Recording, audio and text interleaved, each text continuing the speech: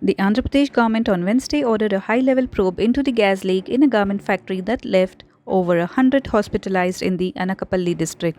Andhra Pradesh Industries Minister Gudivada Amarnath announced the decision to conduct the probe and said the company will remain closed until the investigation in the leakage concludes. He pointed out that it was the second instance of gas leakage in the past 2 months.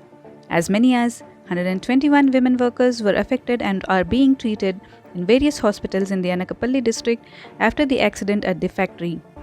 Most of the patients complained about difficulty in breathing, nausea, and vomiting.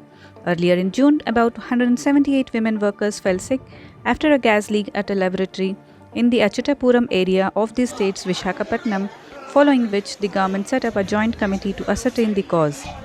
It was suspected that leakage of air conditioning gas was the cause. Mr. Amarnath said some samples were also sent to the Indian Council of Medical Research for a more detailed examination.